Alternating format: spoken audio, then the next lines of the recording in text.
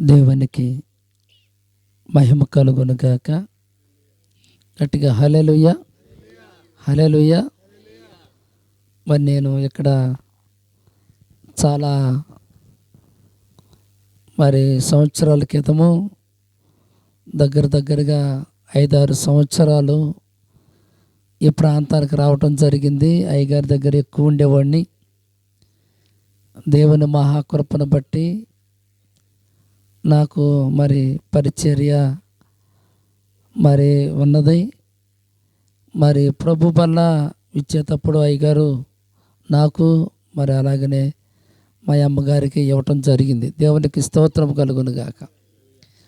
తర్వాత 2011 మే నెల 26వ తారీఖున ప్రభు పనిలోకి రావటం, పరిచర్యకి రావటం జరిగింది.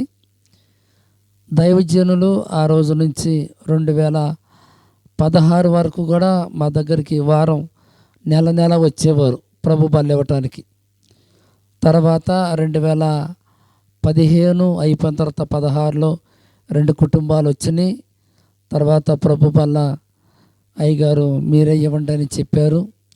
అలాగా కొన్ని దినాలుగా మేము కలిసి చాలా ప్రాంతాలకి పరిచర్యకి వెళ్ళాము. దేవునికి స్తోత్రం కలుగునుగాక. ఏదైనప్పటికీ దేవుడు ఎవరిని ఏ విధంగా వాడుకోవాలో ఆ విధంగా వాడుకుంటాడని ప్రభు నామమును బట్టి తెలియజేస్తున్నాను. అయితే వాక్యములోనికి వెళదాం.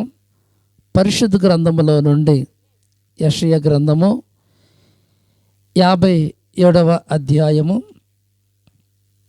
18వ వచనాన్ని మనము చదువుకుందాం. నేను వారి ప్రవర్తనను చూచితిని, వారిని స్వస్థత పరచుదను, వారిని నడిపించదను, వారిలో దుఃఖించు వారిని ఓదార్చుదను. చాలు. దేవునికి స్తోత్రం కలుగును గాక. చిన్న ప్రార్థన చేసుకుందాం వాక్యము నిమిత్తంగా. మహోన్నతుడు అయిన తండ్రి, సర్వశక్తిమంతుడా, నీకు స్తోత్రములు ప్రభువా. నీ నామ మహిమ ఘనత ప్రభావములను బట్టి నీకే కృతజ్ఞతాస్తుతులు చెల్లిస్తున్నాము తండ్రి. ఇదిగో నీ దాసుడు, ఇదిగో ప్రభా, ఇప్పటి వరకు నాయన ఏ వర్తమానం అయితే అందించారో, యేసు ప్రభువారు అరణ్యములోనికి వెళ్ళినప్పుడు, తిరిగి మరలా వచ్చినప్పుడు మనిషి రొట్టి వలన కాదు కానీ దేవుని నోట నుండి వచ్చు ప్రతి మాట వలన జీవించును అనే యొక్క వాక్యముతో మీరు మాట్లాడారు ప్రభు, నీకు వందనాలు. అలాగనే తండ్రి, నన్ను కూడా నాయన అల్పుడను అయోగ్యుడును నాయన, ఏది బోధించాలో, ఏది వివరించాలో, ఏది తెలియచేయాలో, ఏ మాటలు చెప్పాలో నాకు తెలియదు కానీ ప్రభా, నీవు నాలో ఉండి మాట్లాడమని ప్రార్థిస్తున్నాం. నీవు నాలో ఉండి నాన్న తెలియచేయమని ప్రార్థిస్తున్నాం ప్రభా, నీకు వందనాలు. నీవే జ్ఞాపకం చేసుకోమని ప్రభా నాన్న ఈ రాత్రి ప్రభా అందిస్తున్న తండ్రి నాన్న, నీ మాటలు, ఇదిగో నీ వాక్యము నాన్న బిడ్డల ప్రభా నాన్న బలపరుచున్నట్లుగా, ఆయా స్థిరపరచున్నట్లుగా మీ నామానికి మహిమ తెచ్చుకోమని ప్రార్థిస్తూ యేసయ్య నామమున అడిగి వేడుకుంటున్నాము తండ్రి, ఆమేన్. చక్కని యొక్క వాక్యాన్ని మనము ధ్యానం చేసుకుంటున్నాం కనుక, యెషయా గ్రంథంలో దేవుని యొక్క వాక్యం మనకు తెలియజేస్తున్న మాటని ఏమంటున్నారంటే, చదువు ఒకసారి. ఏం చూశారండి? నేను వారి ప్రవర్తనను చూచితిని, వారిని స్వస్థపరచుదును, వారిని నడిపించును, ఉంచు వారిని ఓదార్చదును. దేవునికి స్తోత్రము కలుగునుగాక. ప్రవర్తన, దేవుడైన యెహోవా ఇశ్రాయేలీయుల యొక్క ప్రవర్తన చూసి వారిని 430 సంవత్సరాలు ఐగుప్తులో బానిసలుగా ఉన్నప్పుడు దేవుడైన యెహోవా వారి యొక్క ప్రార్థన, వారి విన్నపాలు ఆలకించి, వారు చేసిన విజ్ఞాపనను ఆలకించి మోషేని దేవుడు ఎన్నుకొని వారిని ఐగుప్తుల నుంచి నడిపించాడు. దేవునికి స్తోత్రం కలుగునుగాక. అనగా వారి ప్రవర్తన ఎలా ఉన్నదంటే దేవునికి ఇష్టానుసారమైన యొక్క ప్రవర్తన కాదు. ఎందుకంటే దేవుని సంగమా, దేవుని బిడ్డలారా, మరి దేవుడు ప్రభువైన యెహోవా వారు 400 సంవత్సరాలు వారు ప్రార్థన దేవుడు వినలేదు, తర్వాత విన్నాడు అన్న మాటని మనము జ్ఞాపకం చేసుకుందాం. చూడండి, మన పట్ల కూడా దేవుడు ఏదైనా కార్యం చేయలేదు అనుకోండి, ప్రార్థన చేసినప్పుడు మనం ఎంత బాధపడతాము. దేవుడు నా ప్రార్థన వినలేదా, నా ప్రార్థన అంగీకరించలేదా అని మనము చాలా దిగులుతో ఉంటాం. అయితే ఆ 400 సంవత్సరాలు వారు బానిసలుగానే ఉన్నారే కానీ వారికి విడుదల కలగలేదు. అయితే దేవుని సంగమా, ఎప్పుడైతే వారు ప్రార్థన ఆకాశమందున్న దేవుడు విని అంగీకరించాడో, ఆ మోషేని అక్కడే ఐగుప్తులో నుంచి ఉన్న వారిని మరి మోషే వారిని బయటికి తీసుకురావటం జరిగింది. ఎలాగా తీసుకొచ్చాడు అని అంటే, మొదటగా దేవుని యొక్క స్వరాన్ని విన్నాడు. దేవునికి స్తోత్రం కలుగునుగాక. చూడండి, ఇక్కడ నిర్గమాకాండంలో ఒక మాటను మనము జ్ఞాపకం చేసుకుందాం. 3వ అధ్యాయము, నిర్గమాకాండము 3వ అధ్యాయము 1వ వచనం చూడండి.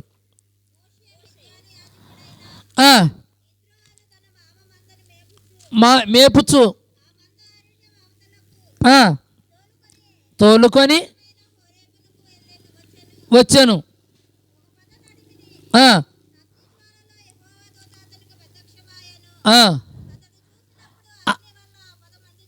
అతడు చూసినప్పుడు ఆ పద మండుచుండెను కానీ పొద కాలిపోలేదు. అప్పుడు మోషే, ఆ పొద ఎలా కాలిపోలేదో నేను ఆ తట్టు వెళ్ళి ఈ గొప్ప వింత చూచేదను. చాలండి, దేవునికి స్తోత్రం కలుగునుగాక. దేవుడు ఆ హోరేబు కొండ మీద ఏం కాలిపోతుంది?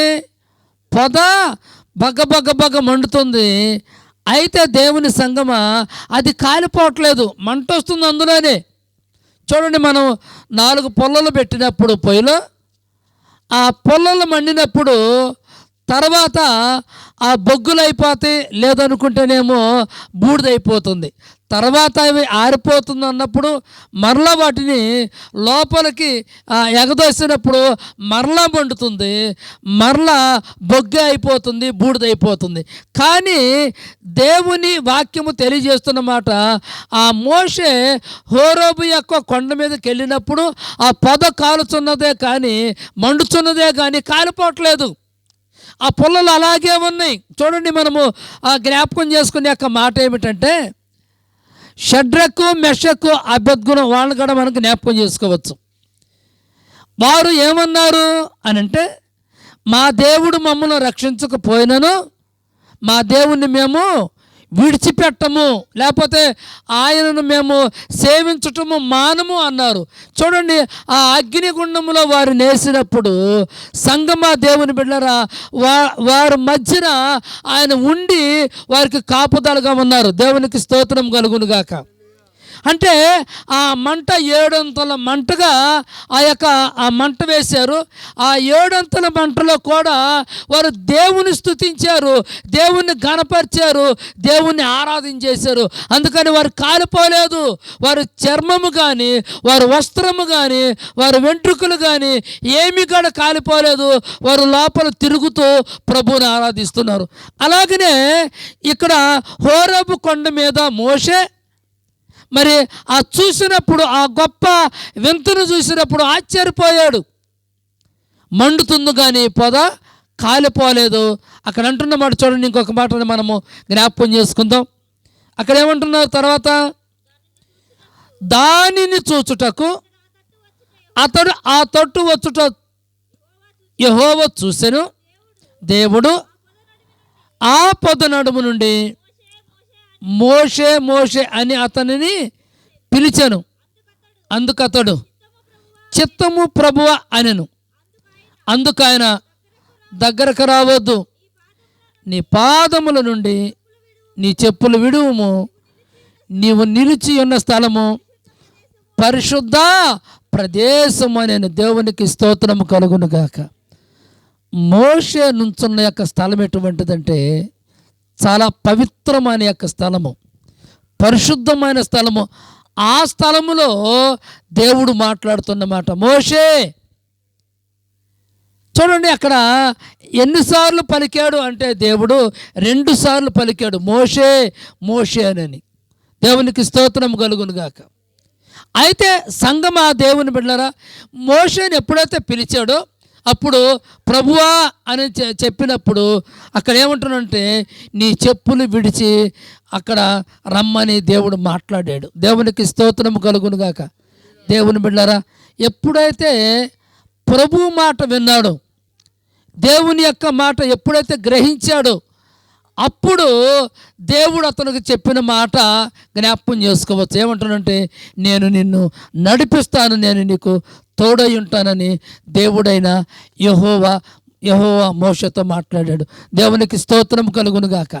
అనగా ఇజ్రాయేలుల యొక్క ప్రవర్తన అప్పుడు ఎలా ఉన్నదంటే దేవునికి ఇష్టముగా ఉన్నది గనుక, దేవునికి నమ్మకమైన వారుగా ఉన్నారు గనుక, అందుకనే మోషేని ఎన్నుకొని దేవుడు వారిని బయటకు నడిపించాడు. దేవునికి స్తోత్రం కలుగును గాక. అందుకనే సంగమ దేవుని దగ్గర ఎలా ఉండాలి, మన ప్రవర్తన చాలా జాగ్రత్తగా ఉండాలని ప్రభు మాట్లాడుతున్నమాట. చూడండి, ఇక్కడ అంటున్నమాట ఇర్మియా గ్రంథము 17వ అధ్యాయము 10వ వాక్యాన్ని మనము చదువుకుందాం. ఇర్మియా గ్రంథము 17వ అధ్యాయము 10వ వాక్యం. ఒకని ప్రవర్తనను బట్టి వారి క్రియల ఫలము చొప్పున యెహోవా అను నేను హృదయమును పరిశోధించువాడును, అంతరంద్రియములను పరీక్షించువాడును. దేవునికి స్తోత్రం కలుగును గాక. ఇక్కడ ప్రభు అంటున్నమాట, ఒకని ప్రవర్తనను బట్టి వాని క్రియల ఫలము చొప్పున ప్రతికారము చేయుటకు యెహోవాను నేను హృదయాలంట పరిశోధిస్తాడు, పరిశీలన చేస్తానని మాట్లాడుతున్నాడు. దేవునికి స్తోత్రము కలుగును గాక. అంటే ఒకరి ప్రవర్తన అంటే ప్రతి మనిషి ప్రవర్తన ఎలా ఉండాలంటే దేవునికి నమ్మకమైన వారిగా ఉండాలని ప్రభు మాట్లాడుతున్నారు. దేవునికి స్తోత్రం కలుగును గాక. మరి మన ప్రవర్తన ఎలా ఉన్నది, మన ప్రవర్తన ఏ విధంగా ఉన్నది అని చెప్పి మనం సరి చేసుకునే రీతిగా ఉన్నప్పుడు దేవుడు మన పక్షం నుండి మనకి న్యాయం చేస్తాడనే యొక్క మాటను మనము జ్ఞాపకం చేసుకోవచ్చు. అందుకని అంటున్నమాట చూడండి, ఇక్కడ యెహెజ్కేలు గ్రంథము 18వ అధ్యాయము 23వ వాక్యాన్ని మనము చదువుకుందాం. చూడండి, అక్కడ ఏమంటున్నారు. యెహెజ్కేలు గ్రంథము నాకు ఏమాత్రమైన సంతోషము కలుగునా వారు తమ ప్రవర్తనను దిద్దుకొని బ్రతుకుటయే నాకు సంతోషము, ఇదే ప్రభువగు యెహోవా. దేవునికి స్తోత్రము కలుగును గాక. దేవుడైన యెహోవా ఇక్కడ మాట్లాడుతున్న మాట మనం జ్ఞాపకం చేసుకున్నట్లయితే ప్రతి వారి యొక్క ప్రవర్తన గురించి ఇక్కడ ప్రభు మాట్లాడుతున్న మాటను మనము చదువుకుంటున్నాం. ఏమంటున్నారు అంటే దుష్టుల మరణము నొందుట నాకేమాత్రమైన సంతోషము కలుగునా. అంటే ఎవరు చనిపోవటము, ఎవరు కూడా మరణించటమో ఆయనకి ఇష్టం లేదు. కానీ ప్రతివారు ఏమి చెయ్యాలంటే తన ప్రవర్తన దిద్దుకోమని ప్రభు మాట్లాడుతున్న మాట. దేవునికి స్తోత్రము కలుగును గాక. ఏం దిద్దుకోవాలండి? ప్రవర్తన దిద్దుకోవాలి అనగా దానికి అర్థం ఏమిటంటే ఉదయకాలము మొదలుకొని సాయంత్ర కాలం వరకు, లేకపోతే మనము పడుకునేంత వరకు మన ప్రవర్తన ఎలా ఉన్నది, మన మాట తీరు ఎలా ఉన్నది, మన ఆలోచన ఎలా ఉన్నది, ఎవరిని ఏమన్నాము, ఏ సందర్భంలో ఎలా మాట్లాడాము, ఇవన్నీ కూడా మనము జ్ఞాపకం చేసుకోమని ప్రభు మాట్లాడుతున్నమాట. దేవునికి స్తోత్రము కలుగును గాక. కొంతమంది చిన్న మాట దగ్గరే కోపం వచ్చేస్తుంది. అనుకోని రీతిగానే ఆ వ్యక్తి అంత కోపం ఎందుకు వస్తుందో అర్థం కాదు. కారణం ఏమిటి అని అంటే వారి యొక్క ఆలోచన సరి లేకపోవటం మూలన వారు ఆ కోపం ఉందని అని జ్ఞాపకం చేసుకోవచ్చు. అంటే దేవుడు అంటున్నమాట, ఎవరో చనిపోవటం ఇష్టం లేదు కనుక ప్రభు అంటున్నమాట, ప్రతివారు ఏం పొందుకోవాలంటే మారు మనసు పొందుకోవాలని ప్రభు మాట్లాడుతున్నమాట. దేవునికి స్తోత్రము కలుగునుగాక. ప్రతివారు మార్పు చెందాలి, మారాలి అని దేవుని యొక్క వాక్యం మనకు తెలియజేస్తున్నమాట. ఎలా మార్చగలము, లేకపోతే మనం ఎలా మార్పు చెందాలి అని అంటే మొదట ప్రభు అంటున్నాడు, నీతో ఎలా మాట్లాడతాడు అని అంటే డైరెక్ట్గా దేవుడు వచ్చి మాట్లాడిన ఏ వ్యక్తి వినడు గనుక దేవుడు తన సేవకులను పంపించి తన యొక్క వారిని ఏర్పాటు చేసుకొని వారి ద్వారాగా వాక్యము తెలియజేస్తూ వాక్యము ద్వారాగా బలపరచబడటానికి దేవుడు సేవకులు ఏర్పాటు చేసుకున్నాడు. దేవునికి స్తోత్రము కలుగునుగాక. చూడండి, మరి మనకు తెలియంగా మరి దైవజనులు మరి కూరగాయలు అమ్ముకుంటూ మరి ఎన్నో ప్రాంతాలు తిరుగుతూ ఎన్నో ప్రదేశాలు తిరుగుతూ మరి జీవనాన్ని మరి కొనసాగించాడు. కానీ దేవుని సంగమా, దేవుని బిడ్డలారా, అయితే దేవుడు ఎప్పుడైతే ఒక పిలుపును ఏర్పాటు చేసుకున్నాడో, దేవుడు ఎప్పుడైతే ఎన్నుకున్నాడో, ఎప్పుడైతే ప్రభు అతన్ని పిలిచాడో ఆ పిలుపుని బట్టి నమ్మకంగా ఉన్నాడు కనుక దేవుడు అతనికి అండ్ దైవజనుడికి ఆ యొక్క పిలుపుని బట్టి మంచి సేవనిచ్చాడు. దేవునికి స్తోత్రం కలుగునుగాక. అంటే దేవుని ప్రణాళిక లేనిదే, దేవుని చిత్తము లేనిదే, దేవుని కృప లేనిదే ఏ మనుషుడు కూడా దేవుని పనిలోకి రాలేరు. కొంతమంది ఆ సేవా నిమిత్తము భారము కలిగి ఉండేవాళ్ళు కొంతమంది, అయితే కొంతమంది భారము లేని వారు కొంతమంది. దేవునికి స్తోత్రము కలుగును గాక. చూడండి, కుటుంబంలో జ్ఞాపకం చేసుకుందాం. భార్యాభర్తలు ఉన్నారు. వారిద్దరికీ పిల్లలు కలిగినప్పుడు ఆ పిల్లల మీద ఒక బాధ్యత ఉంటుంది. తర్వాత ఏముంటుంది, భారం ఉంటుంది. వారిని ఎలా పెంచాలి, ఎలా పెద్దవారిని చేయాలి, ఎలాగ వారిని ప్రయోజకులు చేయాలని ఒక బాధ్యత ఆ యొక్క యజమానుడికి. మరి యజమానురాలకి ఏం భారం ఉంటుందంటే పిల్లల్ని ఎలా పెంచాలి, వాళ్ళ స్కూల్కి ఎలా పంపించాలి, ఆ యొక్క ఆ భారము, ఆ బాధ్యత ఆ కుటుంబానికి ఉంటుంది. కొంతమంది కుటుంబాలు ఏముంటుందంటే భర్త ఏమో పట్టించుకుంటాడు, భార్య పట్టించుకోదు. భార్య ఏమో పట్టించుకుంటుంది, భర్త పట్టించుకోరు. అలా పట్టించుకొని యొక్క ఆ కుటుంబం ఏమవుతుందంటే, సంగమా దేవుని బిడ్డలారా, రెండు రకాలుగా మనం జ్ఞాపకం చేసుకోవచ్చు. ఒకటేమో పిల్లలు చెడిపోయేవారుగా ఉంటారు, కొంతమంది తల్లి మాట విని బాగుపడేవారుగా ఉంటారు, కొంతమంది తండ్రి మాట విని బాగుపడేవారుగా ఉంటారు. ఈ లక్షణాలు కలిగి ఉంటాయని మనము జ్ఞాపకం చేసుకోవచ్చు. అయితే కుటుంబంలో భార్యాభర్త ఇద్దరు కలిసి ఎప్పుడైతే పిల్లల విషయంలో జాగ్రత్తగా చూసుకొని ఒక బాధ్యత కలిగి ఒక భారము కలిగి ఉన్నట్లయితే వాళ్ళు ప్రయోజకులు చేయొచ్చు. దేవునికి స్తోత్రం కలుగునుగాక. అలాగే దైవజనుడికి మరి ఏ భారము ఉన్నదంటే అనేకమైన ఆత్మలను ప్రభు వైపుకి నడిపించాలని అని యొక్క ఉద్దేశం. చూడండి, మనము జ్ఞాపకం చేసుకుందాం. చూడండి, అపోస్తల కార్యములు 12వ అధ్యాయము. అపోస్తల కార్యములు 12వ అధ్యాయములో ఒక మాటని మీతో పంచుకుంటాను. అక్కడ ఏమని అంటున్నారంటే చూడండి,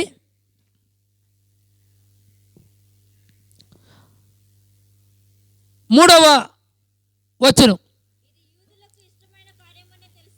ఇది యూదులకు ఇష్టమైన కార్యమని తెలుసుకొని పేతురును కూడా పట్టుకొనిను.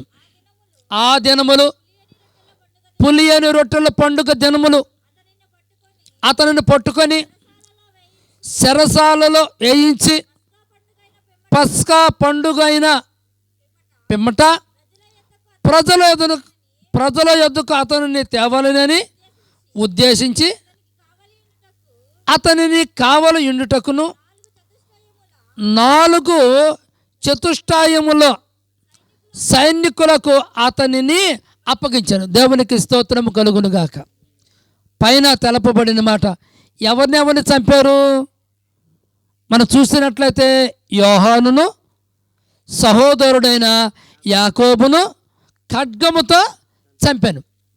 ఇప్పుడు వీరు చంపటానికి అసలు కారణం ఏమిటి అంటే, దేవుని యొక్క సువార్త అందించకూడదు, యేసు ప్రభు వారి గురించి మాట్లాడకూడదు అని వారి యొక్క ఆలోచన. అయితే ఆ దినాలలో పేతురుని కూడా పట్టుకొని చెరసాల్లో వేయించి, మరి నలుగురు అంటే 12 మంది, మరి ముగ్గురు కాడికి ఆయన మధ్యలో పెట్టి వాళ్ళు చుట్టూ ఉన్నారు కాపలాగా. దేవునికి స్తోత్రం కలుగునుగాక. అయితే సంగమా, ఎప్పుడైతే అలాగా ఆ మధ్యలో ఉన్నాడో, మరి దేవుని యొక్క ఆత్మ, దేవుని యొక్క దూత వచ్చి అతను బయటికి నడిపించటం మనం జ్ఞాపకం చేసుకోవచ్చు. దేవునికి స్తోత్రం కలుగునుగాక. ఎలా నడిపించబడ్డాడు అని అంటే, దేవుని దూత వచ్చి నువ్వు కాళ్ళకు చెప్పులేసుకో, నువ్వు టవల్ తీసుకొని భుజాన్ని వేసుకో అని దేవుని యొక్క దూత మరి అక్కడ చెప్పడం జరిగింది. అయితే వెంటనే అవి తీసుకొని భుజాన్ని వేసుకొని బయటకు వచ్చాడు. బయటకు వచ్చేంతవరకు అతను అనుకుంటున్నమాట, ఇది దర్శనమే అనుకుంటున్నాడు. దేవునికి స్తోత్రం కలుగునుగాక. దేవుని బిడ్డలారా, అయితే పేతురు ఎప్పుడైతే బయటకు వచ్చాడో, మరి ఎక్కడికి వెళ్ళాడంటే, ఇక్కడ అంటున్నమాట చూడండి, అదే 12వ అధ్యాయము 12వ వాక్యం. ఇట్లు ఆలోచించుకొని మరియ ఇంటికి వచ్చాను. అక్కడ అనేకులు కూడి, ఎంతమంది అండి? అనేక మంది, అంటే 2 లేక 3 మించిన వారుగా ఉన్నారు అక్కడ. దేవునికి స్తోత్రం కలుగునుగాక. ఆ పేతురు అక్కడికి ఎలా వచ్చారు అంటే, దేవుని యొక్క దూత ఎప్పుడైతే బయటకు తీసుకొచ్చిందో అప్పుడు వారు ఆ ప్రార్థన చేస్తున్నప్పుడు పేతురు అక్కడికి రావటం జరుగుతుంది. అయితే అక్కడ ఒక చిన్నది కనపడుతుంది, ఆమె పేరు రోదే. ఆ రోదే చిన్నది ఆ తలుపు దగ్గరకు వచ్చి అలా తట్టుతున్నాడు పేతురు గారు. దేవునికి స్తోత్రం కలుగును గాక. చూడండి, కొంతమందికి కొన్ని శబ్దాలు తొందరగా వింటారు.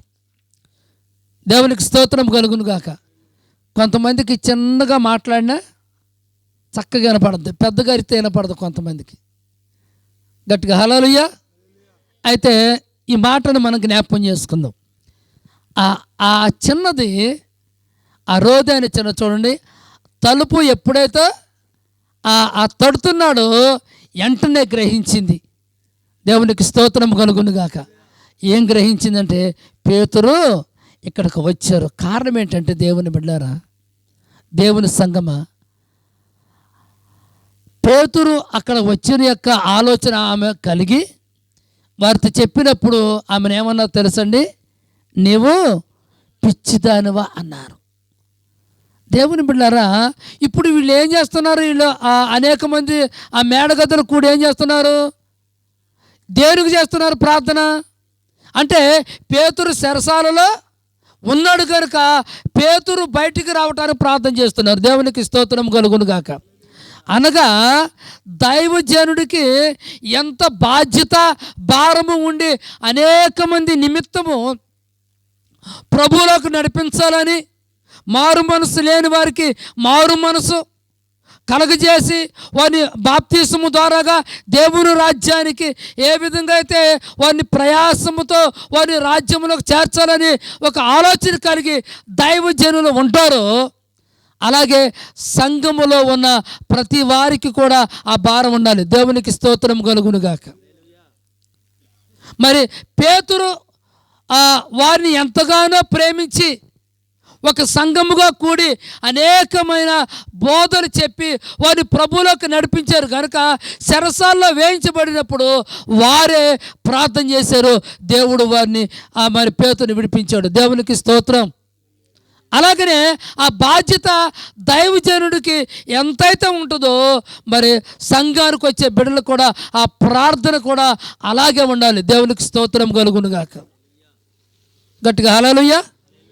ఎందుకు ఈ మాట చెప్తున్నానంటే మన రెండు చేతులు కలిపితేనే చప్పట్లు కొడతాము, ఆ సౌండ్ వస్తుంది, ఒక చేత్తో రాదు. అలాగనే దైవజనుడు ఏ విధంగా అయితే విజ్ఞాపన చేస్తున్నారో దానిని బట్టి కూడా మీరు కూడా అటువంటి ప్రార్థన చేయాలి. దేవునికి స్తోత్రం కలుగునుగాక. అందుకని దేవుని బిడ్డలారా, మరి పేతురు ఎప్పుడైతే అక్కడికి వచ్చాడో మరి ఆ యొక్క చిన్నది ఏ విధంగా అయితే చెప్పిందో లోపలికి రావటం జరిగింది. చూడండి, అక్కడ అంటున్న మాట చూడండి. ఆమె పేతురు స్వరము గుర్తుపట్టి సంతోషము చేత తలుపు తీయక లోపలికి పరిగెత్తుకుపోయి పేతురు తలుపు దగ్గర నిలిచి ఉన్నాడని దేవునికి స్తోత్రం కలుగునుగాక. చిన్నగా మాట్లాడాడు, పెద్ద సౌండ్ ఏం చేయలేదు. ఎవరు? పేతురు గారు. కారణం ఏంటి తెలుసండి? ఆ చెరసాలలో ఉన్న యొక్క వ్యక్తి ఆ తలుపు కొట్టినప్పుడు ఎవరైనా లెగుస్తారేమో, ఆ దినాలలో ప్రార్థన చేస్తున్నప్పుడు భయంకరముగా, అనగా ఆ ఆరాధనలు కూడా జరగని యొక్క రోజులు ఆ దినాలలో, అంటే రహస్యంగా ప్రార్థన చేసేవారు. అలాగనే దేవుని బిడ్డలారా, ఆ స్వరము విని పేతురుని చెరసాల్లో వేశారు కదా, ఇప్పుడే వచ్చారు అనుకుంటారేమో లేచి అని చెప్పి నిదానంగా మాట్లాడారు. మాట్లాడినప్పుడు ఆ చిన్నది తలుపు తీయలేదు, కానీ వెళ్ళి వారికి చెప్పినప్పుడు పిచ్చిదానవా అన్నారు. మరలా దృఢంగా అంటే గట్టిగా చెప్పింది, నిజంగా పేతురు వచ్చాడని. చూడండి, వెంటనే తలుపు తీసినప్పుడు అతను సైగ చేశాడు, కానీ పెద్దగా మాట్లాడలేదు. వెంటనే ఆయన ఏమన్నాడంటే వివరించాడు, జరిగిందంతా చెప్పాడు. దేవుని యొక్క దూత వచ్చింది, నన్ను తీసుకొని వచ్చింది, నేను వచ్చాను. దేవునికి స్తోత్రం కలుగునుగాక. చూడండి, సంఘ ప్రార్థన ఎంత బలమైనది అనంటే, ఘనమైనది అనంటే, ఆ ప్రార్థన దేవుడు ఆలకించి పేతుని బయటికి నడిపించాడు. దేవునికి స్తోత్రం కలుగునుగాక. అందుకని దేవుని బిడ్డారా, మనము ప్రార్థన చూడండి, తలుపు తట్టింది. ఎలా తలుపు తట్టింది అని మనం చూసినట్లయితే, ఎలా తలుపు తట్టాడు అని మనం చూసినట్లయితే ఆయన పెద్దగా అరవలేదు, చిన్నగా అరిశాడు. అలాగనే దేవుని యొక్క సంగమ ఇక్కడ అంటున్న మాట, ప్రకటన గ్రంథంలో ఒక మాటను మనము జ్ఞాపకం చేసుకుందాం. ప్రకటన గ్రంథంలో ఆయన కూడా ఏమంటున్నాడు అంటే, చూడండి 3వ అధ్యాయము 19వ వాక్యం. నేను ప్రేమించు వారందరినీ గద్దించి శిక్షించుచున్నాను గనుక. ఏం కలిగండి? ప్రతి మనుషుడికి ఏం కావాలి? ఇప్పుడు ఆసక్తి కావాలి. ప్రభు అంటున్న మాట, దేవునికి స్తోత్రము కలుగును గాక. ప్రేమించు వారిని ఆయన అంటున్నమాట చూడండి, ప్రేమించు వారిని గద్దించి శిక్షించుచున్నాడు. ఎందుకు శిక్షిస్తున్నాడు అని అంటే వారు మార్పు చెందాలని. దేవునికి స్తోత్రము కలుగును గాక. అంటే ఎవరు కూడా నశించటం ఆయనకి ఇష్టం లేదు. అందుకనే ఎందుకు గద్దిస్తున్నాడు అని అంటే ఆ వ్యక్తి సరైన యొక్క మార్గంలోకి వస్తాడని అర్థం. అందుకని దేవుని బిడ్డారా, మరి ఆ యొక్క రీతిగా ఆయన గద్దించి శిక్షించి ఆయన ఏం చెప్తున్నాడు అని అంటే అక్కడ అంటున్నాడు చూడండి, గనుక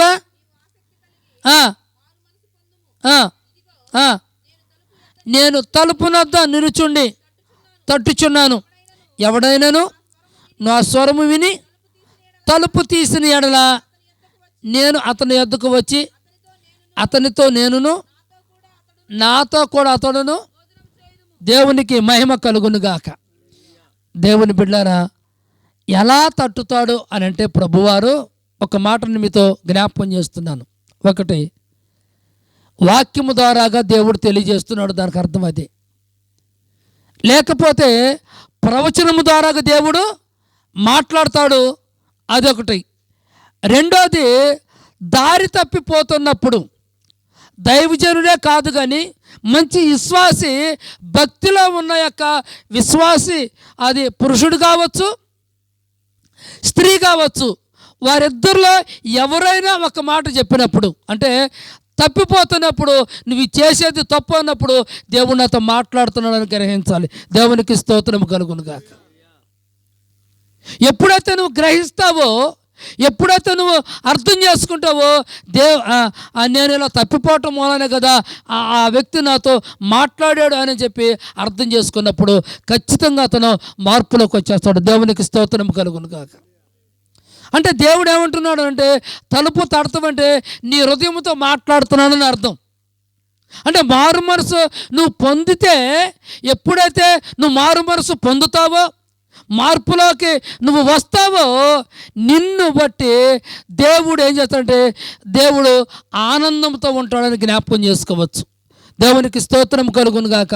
అందుకని నిన్ను తలుపు తట్టుతున్నాడు అని అంటున్నాడు. ఇంకొక మాట ఏమంటుంటే, నాతో అతనితో నేను భోజనము చేయుదును అని ప్రభు మాట్లాడుతున్న మాట చూడండి. ఇక్కడ ఒక మాట అంటున్న మాట చూడండి, 3వ అధ్యాయములో ఒక మాట అంటున్నాడు చూడండి. 3వ అధ్యాయము మొదటి నుంచి రాయము. ఏమనగా నీ క్రియలను నేను ఎరుగుదును. ఏమనగా జీవించుచున్నావన్న పేరు మాత్రమే ఉన్నది కానీ మృతుడు అంటే దానికి అర్థం ఏంటి? చనిపోయిన వాడితో సమానం. దేవునికి స్తోత్రము కలుగును గాక. దేవుని సంగమా, దేవుని బిడ్డలారా, మృతుడివే. నువ్వు మారు మనసు పొందావు, నీలో ప్రవర్తన లేదు, నీలో సరైన యొక్క మాట లేదు. చూడండి, పగలంతా పనికి వెళ్తారు, రాత్రి వచ్చేపాటికి పడుకుంటారు. పనికి వెళ్తారు, పడుకుంటారు, కానీ నువ్వు ప్రార్థన ఎప్పుడు చేసేది అని ప్రభు మాట్లాడుతున్నమాట. కొందరు ప్రార్థన చేయరు, బాప్తిసం పొందుతారు, ప్రభు బలలో పాల్గొంటారు, ప్రార్థన జీవితం ఉండదు. పనికి వెళ్తాం, వచ్చి పడుకోవటం, పనికి వెళ్తాం, వచ్చి పడుకోవటం, ప్రభుతో గడిపేవారు లేరు. అందుకని ప్రభు అంటున్నమాట, మారు మనసు, అక్కడ అంటున్నమాట చూడండి, మారు మనసు నీ క్రియలు నేను ఎరుగుదును. ఏమనగా జీవించుచున్నావన్నమాట పేరు మాత్రమే ఉన్నది, నీవు మృతుడివే. నీ క్రియలు నా దేవుని ఎదుట సంపూర్ణమైనవిగా నాకు కనబడలేదు కనుక జాగరూకుడవై చావనై ఉన్న మిగిలిన వాటిని. ఇప్పుడు ఏమంటున్నాడంటే, ఇప్పుడుకైనా నువ్వు బలపరుచుకోమని ప్రభు మాట్లాడుతున్నమాట. దేవునికి స్తోత్రం కలుగును గాక. దేవుని బిడ్డలారా, ఇప్పుడుకైనా నువ్వు మారు మనసు పొందు. ఇప్పుడుకైనా తప్పిపోతున్నావేమో, జాగ్రత్త పడమని ప్రభు మనతో మాట్లాడుతున్నమాట. దేవునికి స్తోత్రం కలుగును గాక. దేవుని బిడ్డలారా, మనల్ని దేవుడు ఎలా పిలుస్తున్నాడంటే, ప్రవచనము ద్వారాగా, వాక్యము ద్వారాగా, సహోదరు ద్వారాగా, లేకపోతే ఇంకా బయట నుంచి ఎవరైనా స్నేహితుల ద్వారాగా దేవుడు అలా మాట్లాడతాడని గ్రహించి నువ్వు మార్పు చెందినట్లయితే, దేవుడు ఎంతగానో నిన్ను బట్టి, నీ యొక్క ప్రవర్తన బట్టి ఆయన నిన్ను నీతిమంతునిగా చేస్తాడు. దేవునికి స్తోత్రము కలుగును గాక. మన ప్రవర్తన మార్చుకోవాలండి మొదట. ఎందుకు అనంటే, దేవునిలో ఉన్నామంటే మన జీవితము చాలా విలువైనది. దేవునికి స్తోత్రము కలుగును గాక. మన యొక్క జీవితం చాలా విలువైనది. అది ఎందుకు ఈ మాట చెప్తున్నానంటే, మనము బ్రతికి ఉన్న ఈ 4 రోజులు, లేకపోతే ఎన్ని సంవత్సరాలైనా మనం బ్రతికున్నా, మనము పరలోకానికి వెళ్ళవలసిన వారమని ఆలోచన కలిగి ఉన్నాము గనుక మన ప్రవర్తన అంతట్లో కూడా ప్రభుతో గడపాలని ప్రభు మాట్లాడుతున్నమాట. దేవునికి స్తోత్రము కలుగును గాక. 10 మంది కన్యకలు ఉన్నారు. అందులో 5గురేమో బుద్ధి లేనివారు, 5గురేమో బుద్ధి కలిగిన వారు. అంటే బుద్ధి లేని వారికి ఏమి లేదు, సిద్ధులలో నూనె లేదు. అంటే ప్రార్థన జీవితం లేదు వారికి. అయితే బుద్ధి కలిగిన వారికి ఏమున్నాయి అంటే సిద్ధులలో నూనె ఉంది. అందుకని వారు అంటున్న మాట అంటే ప్రభువారు అంటే పెండ్లి కుమారుడు ఆలస్యంగా వచ్చేపాటికి వీళ్ళు కునుకుతూ నిద్రపోయారు. ఈ లోపల స్వరం వినపడింది, ఇదిగో పెండ్లి కుమారుడు వస్తున్నాడని. వెంటనే అందరూ లేచారు. కానీ ఈ 5గురులు ఏమీ లేదు అని అంటే సిద్ధులలో నూనె లేదు. దీనికి అర్థం ఏమిటంటే ఆత్మానుసారమైన జీవితం లేదు, ప్రార్థన లేదు. ఇంకొక మాట చెప్పాలంటే వీరిలో మార్పు లేదు. దేవునికి స్తోత్రం కలుగును గాక. అందుకనే వారు పెండ్లి కుమారుడు వచ్చాడు. ఈ లోపల అడిగినప్పుడు మాకు మీకు చాలదు, నువ్వు అమ్మేవారి దగ్గరికి. అమ్మేవారు ఎవరు? దైవజనులే. దేవునికి స్తోత్రం కలుగును గాక. అయితే అక్కడికి వెళ్ళి కొనుక్కోమని చెప్పారు. వీళ్ళు వెళ్ళారు. కొనుక్కోవటానికి వెళ్ళి వచ్చేపాటికి ఈ లోపల తలుపు తీయటమైంది, వీళ్ళు లోపలికి వెళ్ళటమైంది, తలుపు మూయటమైంది. అప్పుడు వాళ్ళు వచ్చి అంటున్నమాట, తలుపు తడుతున్నారు, అయ్యా మేము వచ్చాం. దేవునికి స్తోత్రం కలుగును గాక. ప్రభు ఏమంటున్నాడు అప్పుడు? అక్కడ పెండ్లి కుమారుడు ఏమంటున్నాడు? మీరెవరో నాకు తెలియదు. కారణం ఏంటి అంటే ప్రార్థన జీవితము, మీ ప్రవర్తన సరిలేదు, ప్రభుకి ఇష్టంగా నువ్వు లేవు, నీ క్రియలు సరిగా లేవు అని ప్రభు మాట్లాడుతున్నమాట. దేవునికి స్తోత్రం కలుగును గాక. మన ప్రవర్తన, మన యొక్క విధానము దేవుడు చూడాలంటే మన అతిక్రమమును దాచిపెట్టకూడదు అంటున్నాడు. అతిక్రమములు దాచిపెట్టువాడు వర్తిల్లడు. వాటిని ఏం చేయాలి? ఇప్పుడు ఒప్పుకోవాలి. ఎలా ఒప్పుకోవాలంటే ప్రభు దగ్గర ఒక మాట చూసి నేను ముగించుకుంటాను. అపోస్తల కార్యములు 2వ అధ్యాయము 38వ వచనం చూడండి. అపోస్తల కార్యములు 2వ అధ్యాయం. పేతురు, మీరు మారు మనసు పొంది పాప క్షమాపణ నిమిత్తం ప్రతివాడు యేసుక్రీస్తు నామమున బాప్తిస్మము పొందుడి, అప్పుడు మీరు పరిశుద్ధాత్మను వరము పొందుదురు. చాలు, దేవునికి మహిమ కలుగును గాక. ఇక్కడ ఏమంటున్నారంటే పేతురు, మీరు మారు మనసు పొంది పాప క్షమాపణ నిమిత్తము ప్రతివాడు యేసుక్రీస్తు నామమున బాప్తిస్మము పొందుడి, అప్పుడు మీరు పరిశుద్ధాత్మను వరము పొందుదురు. ఇప్పుడు మార్పు చెందిన వారు ఏం కావాలి అంటే పాప క్షమాపణ కావాలి. దేవునికి స్తోత్రం కలుగును గాక.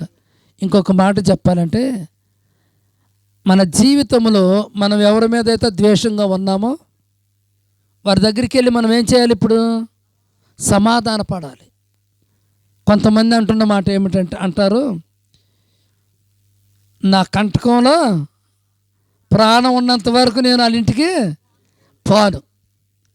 అలా పాకపోతే నీకు సమాధానం ఎక్కడి నుంచి వస్తుంది? దేవునికి స్తోత్రము కలుగును గాక. అంటే సమాధానపరచబడిన వారు ధన్యులు, వారు దేవుని కుమారులు. నువ్వు దేవునికి కుమారుడుగా లేకపోతే కుమార్తెగా ఉండాలంటే నీలో సమాధానం కావాలి, క్షమాపణ కావాలి. దేవునికి స్తోత్రం కలుగును గాక. అప్పుడే ప్రభువుకి నువ్వు ప్రియమైన కుమారుడుగా ఉంటావు, ప్రియమైన కుమార్తెగా ఉంటావు. నీవు ఎప్పుడైతే ఆ క్షమాపణ మరి ప్రభు దగ్గర అడిగి వెళ్ళి ఆ సమాధాన పడతావో దేవుడు ఖచ్చితంగా నీకు ప్రతిఫలం ఇస్తాడు. దేవునికి స్తోత్రం కలుగును గాక. అందుకని దేవుని బిడ్డారా, మన జీవితంలో మన బ్రతుకులో కావాల్సింది ఏంటంటే మొదటగా మన ప్రవర్తన. దేవునికి స్తోత్రం కలుగును గాక. దుష్టులు మరణించటము నాకేమాత్రమైనా సంతోషము కలుగునా, వారి ప్రవర్తన దిద్దుకొని బ్రతకటమే. అంటే మన ప్రవర్తన దిద్దుకొని ఎప్పుడైతే బ్రతుకుతామో దేవుడు ఖచ్చితంగా మనకు ప్రతిఫలం ఇస్తాడని ప్రభు మాట్లాడుతున్నమాట. దేవునికి స్తోత్రం కలుగును గాక.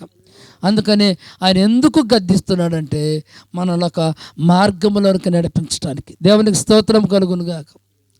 అలాగనే మా ఊర్లో ఇద్దరు చిన్నపిల్లలు కొట్టుకున్నారు. బాగా జ్ఞాపకం చేసుకోండి. ఇద్దరు చిన్నపిల్లలు కొట్టుకున్నారు. ఈ పిల్లోడు వెళ్ళి వాళ్ళమ్మ చెప్పాడు, ఈ పిల్లోడు వెళ్ళి వాళ్ళమ్మ చెప్పారు. వాళ్ళిద్దరు ఏం పడుతున్నారు? ఇప్పుడు గొడవ పడుతున్నారు. సరే, మా అబ్బాయిని మీ అబ్బాయి కొట్టాడు, మా అబ్బాయి కొట్టాడు, ఈ విధంగా వాదులు వేసుకుంటున్నారు. ఆ కాసేపటికి వీళ్ళు వచ్చి సరి చేసిన తర్వాత సరైపోయారు, వెళ్ళిపోయారు. మళ్ళీ వీళ్ళిద్దరూ ఇంకో దగ్గరికి వెళ్ళి ఆడుకుంటున్నారు. అంటే అందుకని చిన్నపిల్లల మనస్తత్వం కలిగి ఉండమని ప్రభు మాట్లాడుతున్నమాట. దేవునికి స్తోత్రం కలుగును గాక. ప్రభు అన్నారా లేదా మాట? ఏమన్నారు? చిన్నపిల్లలదే పరలోక రాజ్యం అన్నాడు. ఎందుకన్నారంటే వాళ్ళ మనస్తత్వం ఎలా ఉంటుందంటే అప్పుడు అరుచుకున్న కాసేపటికి ఒకటైపోతారు. అలాంటి జీవితం మనకు కావాలి. అలాగా ఆ సమాధానం పరచబడి మనం ఉన్నట్లయితే దేవుడు మనకి తోడై ఉంటాడు, దేవుడు మనతో ఉంటాడని జ్ఞాపకం చేసుకోవచ్చు. దేవుడు ఈ వాక్యము మన వినికిల్లో దీవించబడును గాక. ప్రార్థన చేసుకుందాం. చిన్న ప్రార్థన. ఎవరైతే మారు మనసు పొందలేదో, ఎవరైతే ఇప్పటికైనా తగ్గింపు జీవితం లేదో, ఇప్పటికైనా బాప్తిసం పొందిన వారు ఆ కోపాన్ని ఇంకా పెంచుకుంటున్నారేమో, ఆ ద్వేషాన్ని పెంచుకుంటున్నారేమో, అసూయని పెంచుకుంటున్నారేమో, ఇదిగో నేను సమాధాన పడను అంటున్నారేమో. బాప్తిసము పొందిన వారు ఇప్పుడైనా సమాధానకర్త దేవునితో మెలగాలని, సమాధాన పడాలని ఆలోచన కలిగి ఉండి ఆ కోపము, ఆ ద్వేషము, అసూయ, ఆ కక్షలను మానేస్తే నీవు దేవునితో, దేవుని యొక్క కృపలో నువ్వు ఉంటావని జ్ఞాపకం చేసుకోవచ్చు. ప్రభు బిడ్డలారా, ఎవరైతే బాప్తిస్మం పొందలేదో ఇప్పుడైనా బాప్తిస్మం పొందటానికి అమ్మ, చెల్లి, తల్లి, సహోదరుడా, ఈ రాజ్యం మనకి శాశ్వతము కాదు, కానీ ఉండబోవు రాజ్యం ఒకటి ఉంది, అదే పరలోకమని ప్రభు మాట్లాడుతున్న మాట. ఆ పరలోకములో మనం చేరాలంటే పరిశుద్ధుల యొక్క సహవాసము కలిగి, పరిశుద్ధులతో మనం నడుస్తూ, నీతిగా, భక్తిగా ఆయన యొక్క మాటలు వింటూ ఆయన యొక్క రాజ్యానికి చేరాలని ఆలోచన కలిగి ఇప్పటికైనా మార్పు చెందాలని నీ ఆలోచన కలిగి ఉంటే దేవుడు నీ ఆలోచన బట్టి దేవుడు ఖచ్చితంగా నీకు మంచి యొక్క కృప దేవుడిస్తాడు. ప్రార్థన చేసుకుందాం. పరిశుద్ధుడైన తండ్రి, కృప కలిగిన దేవా, జీవాధిపతి, నీకు స్తోత్రములు ప్రభా. నీవే జ్ఞాపకం చేసుకోండి ప్రభా. ఇదిగో మా ప్రవర్తన నాన్న ఎలా ఉన్నదో మేము గుర్తు చేసుకునే కృప మాకు దయచేయండి నాయన. ఇదిగో నాయన, మా ప్రవర్తన బట్టి, మా విధానాన్ని బట్టి నీవు నాయన ఇదిగో మేలైనను, ఇదిగో నన్ను గొప్ప కార్యమైనను మా పట్ల నువ్వు చేయగలిగిన దేవుడు ప్రభా. నీకు స్తోత్రములు తండ్రి. నా నీతిని, నా నారాజ్యాన్ని ఎతకమని చెప్పిన దేవా, నీకు స్తోత్రములు ప్రభా. బుద్ధి కలిగిన వారు 5, బుద్ధి లేని వారు 5 ప్రభా. బుద్ధి కలిగిన వారు సిద్ధపాటు కలిగి ఉన్నారు ప్రభా. ఆ సిద్ధపాటు నాన్న ఇదిగో ఇప్పుడు ఎవరైతే లేరో ఆ సిద్ధపాటు వారు కలగచేయండి. ఇదిగో ప్రభా, అగ్నిగుండంలో షడ్రక్, మెషక్, అబేద్నెగో ప్రభా, ఇదిగో 3 4వ వారుగా మీరుండి వారిని కాపాడినట్లు ప్రభా నాన్న, ఇదిగో ఇరుకులో, ఇబ్బందుల్లో, శోధనలో, నిందలలో, అవమానాల్లో ప్రభా బిడ్డను కాపాడమని ప్రార్థిస్తున్నాం తండ్రి. నీకు వందనాలు. జ్ఞాపకం చేసుకొని నాన్న ఇదిగో నీ దాసుడిని ప్రభా నిలబెట్టుకొని ప్రభా నీకు స్తోత్రములు తండ్రి నాన్న. ఈ ప్రాంతంలో, ఈ ప్రదేశంలో, ఈ గ్రామంలో ప్రభు మీరు ఎన్నుకున్నందుకు నీకు స్తోత్రములు ప్రభా. ఇదిగో నాన్న నీ చిత్తము లేనిదే నాన్న ప్రభా నీ సేవకుడు అవలేరు ప్రభా. ఇదిగో తండ్రి ఈ గ్రామంలో వేలకు మంది ఉండొచ్చు, లేకపోతే 100 మంది ఉండొచ్చు, అందరూ అవలేరు, కానీ నీ చిత్తములో, నీ ప్రణాళికలో ఉన్నవారు మాత్రమే దైవజనులు అని యొక్క అయాతని నాన్న మరి ఉంటారని ప్రభా నమ్ముతున్న ప్రభుని స్తోత్రములు. నీ దాసుని ప్రభా అనేకమైన ప్రాంతాల్లో ఇదిగో వెళుతున్నప్పుడు మీరు వాడుకుంటున్నందుకు నీకు స్తోత్రములు నాన్న. జ్ఞాపకం చేసుకొని నీ దాసుని ప్రభా రవి అయ్యగారిని బట్టి, నన్ను బట్టి తీసుకొచ్చారు. ఇప్పుడు నాయన ఇదిగో తండ్రి నాన్న నీ దాసునితో మీరు మాట్లాడారు. ఇదిగో తండ్రి నీకు స్తోత్రములు తండ్రి. రొట్టె వలన కాదు కానీ దేవుని నోట నుండి వచ్చు ప్రతి మాట జీవము కలిగిందని మీరు మాట్లాడారు ప్రభా. నీకు వందనాలు. జ్ఞాపకం చేసుకుంటున్నాము. నన్ను బట్టి నాన్న ఇదిగో నీకు స్తోత్రములు తండ్రి. చెప్పిన వాక్యము నాన్న ప్రతి వారి యొక్క ప్రవర్తన సరిచేసుకొని ముందు నడిచే కృపను గురించి మీ నామానికి మహిమ తెచ్చుకోమని యేసయ్య నామమున అడిగి వేడుకుంటున్నాము తండ్రి. ఆమేన్.